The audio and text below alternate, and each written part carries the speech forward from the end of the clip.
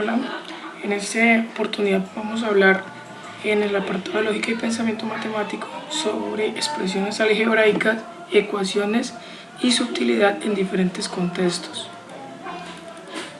Como primer punto tenemos las expresiones algebraicas, que es una combinación de los números y signos de operaciones. Aquí tenemos un ejemplo, 7b al cuadrado. Entonces, para escribir un término algebraico debemos tener en cuenta que el signo punto, que en este caso no representa multiplicación, lo podemos suprimir. Entonces se puede escribir de las dos maneras, la que observamos en este apartado o la que está en esta forma. También podemos ver que no suelen escribir el factor 1, ¿sí?, ni el exponente 1. Entonces se puede escribir de esta manera o de esta, igualmente en cada una de las formas es correcta. Seguido de eso tenemos que un término algebraico consta de tres partes. La primera es el coeficiente numérico, que es el valor del número que tenemos al lado de la parte literal. También tenemos el factor literal, que es la parte de las letras que tenemos en el término. Y tenemos el grado, que este se determina sumando los exponentes del factor literal.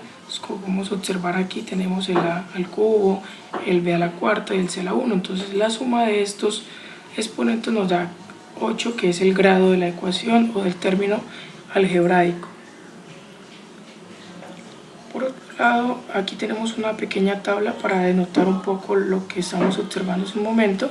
Tenemos el término algebraico, el coeficiente numérico, que es el valor que acompaña a cada uno, el factor literal y tenemos el grado. De esta forma nos damos cuenta lo que hemos explicado anteriormente. Por acá tenemos que el menos x, eso tiene como término algebraico, como la parte numérica, un menos 1, tenemos el factor literal y tenemos el grado. Y así con cada una de estas, en este caso que es de fracción. Seguido de esto tenemos la clasificación de las expresiones algebraicas. Entonces, como primer punto tenemos un monomio, que es una expresión algebraica en la que las únicas operaciones que aparecen entre las letras son el producto y la potencia de exponente natural, y que esto se caracteriza porque tiene un solo término algebraico. Después tenemos el binomio, que es el que está basado en dos factores numéricos de la forma x más y, como podemos observar en este apartado. Continuando tenemos el trinomio, que es el término algebraico que tiene pues tres términos que son no semejantes de la forma x más y más z, como podemos ver en este apartado. Seguido tenemos los polinomios, que es simplemente una expresión algebraica con más de tres términos que se obtienen al expresar cualquier suma de términos no semejantes de la forma x más y más z más w, que serían las variables o incógnitas, como en este caso podemos representar acá. Continuando tenemos el grado de un polinomio, que este se calcula el grado de cada término de la expresión y el mayor de ellos es el grado del polinomio. Entonces calculamos cada uno de ellos y nos damos cuenta que el grado de cada término es el que se calcula en la sumatoria de los exponentes, como observamos aquí, para el caso de esta expresión, para el caso de esta expresión y para el caso de esta expresión. Entonces observamos que es de grado 5. También completamos una tabla, esto con el objetivo de afianzar un poco los conocimientos que hemos obtenido en las diapositivas anteriores o en los puntos anteriores. Entonces miramos que la expresión algebraica las clasificamos de acuerdo a sus términos, en este caso esto es un binomio, y le damos el grado.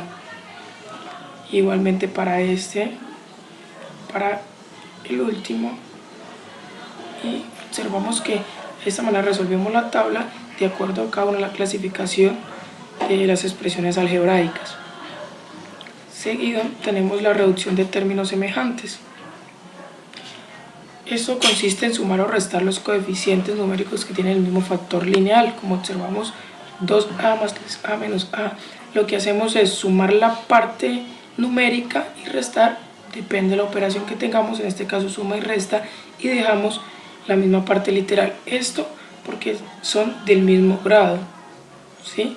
Como se observa acá, dice, en este caso también se tomaron los términos semejantes, a con a y b con b. tienen que tener términos semejantes en la parte literal y tienen que ser del mismo grado. Recordemos tener cuidado que cuando se tomarán los términos que además del factor literal tienen el mismo grado en común. Como les mencionaba hace un momento, solo se pueden reducir los términos que tengan parte literal y su grado de igual magnitud, como es en este caso y con este caso. Seguido tenemos unos ejercicios para afianzar un poco. Aquí vamos observando el ejercicio como tal, el problema, y vamos dando el resultado. Esto con el fin de que si alguien lo quiere solucionar o quiere aprovechar esto para mejorar sus conocimientos o su práctica, lo puede hacer.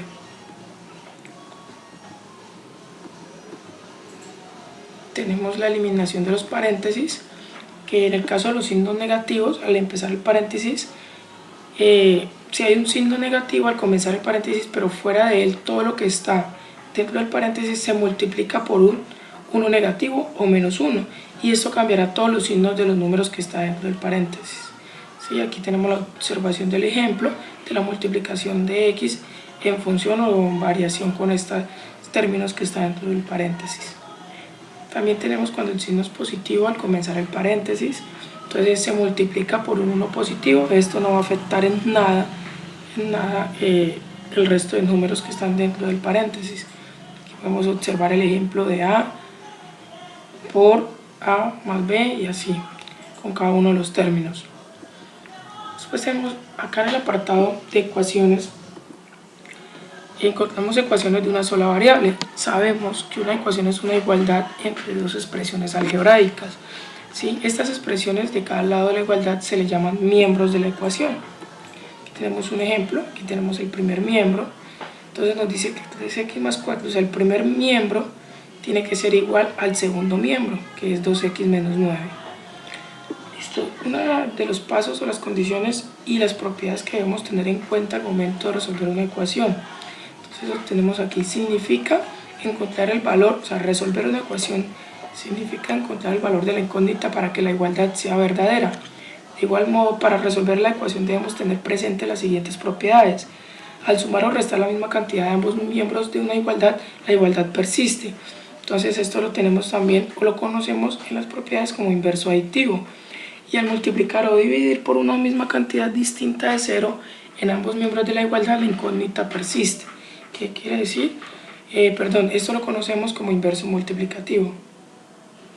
Aquí tenemos un ejemplo donde nos podemos guiar, ¿sí?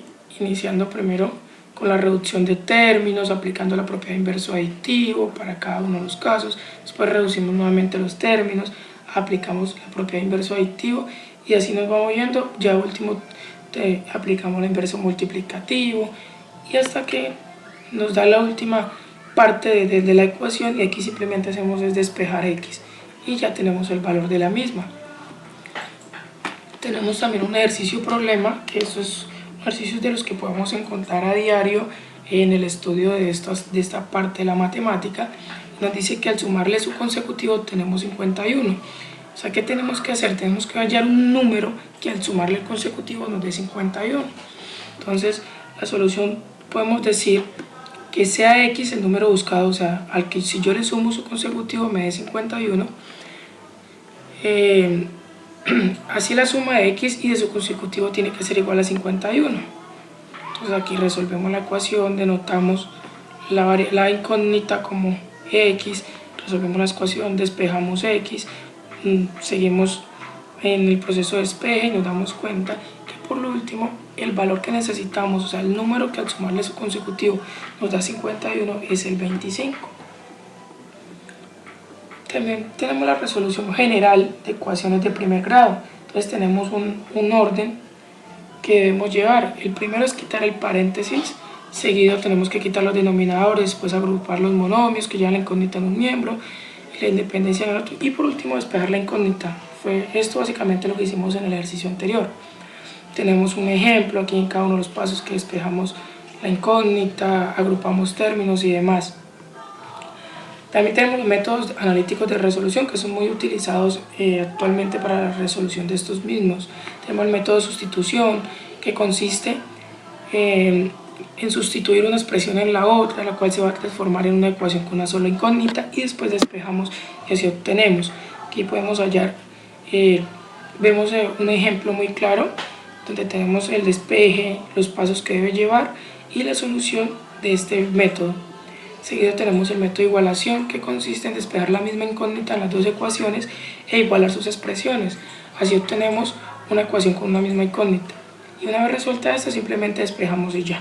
Aquí tenemos el ejemplo también que podemos denotar el resolver el sistema y su respuesta. Por último tenemos el método de reducción, que consiste en lograr que una de las incógnitas tenga el mismo coeficiente en las dos ecuaciones para que al restarlas el miembro a miembro se elimine dicha incógnita. Esta parte, que es más teórica, la podemos denotar en esta resolución del ejemplo, que va paso por paso, nos explica bien qué tenemos que hacer, como la multiplicación, podemos llevar el proceso, sus resultados y las condiciones. Y por último tenemos una interpretación geométrica, que es un punto de coordenadas, que es lo que hallamos en este apartado. Aquí quería hacer un poco de énfasis en la utilidad de las ecuaciones en diferentes contextos, ya que, bueno, leerles un poco acá el apartado. Dice: sabiendo que una ecuación es una igualdad donde figuran una o más incógnitas y que resolver una ecuación es encontrar el o los valores de las incógnitas que verifican la igualdad, a dichos valores se les llama raíces o soluciones de la ecuación. De esta manera podemos acentuar que la utilidad de las ecuaciones son variadas a lo largo de nuestra vida cotidiana, ya que nos relaciona cuestionamientos o preguntas con su solución de forma más explícita y de fácil entendimiento.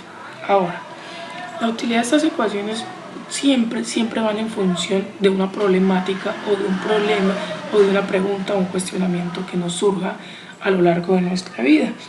Hay ejemplos que pueden representar el dinero necesario para comprar una prenda, sabiendo el dinero que ganamos y el que podemos gastar.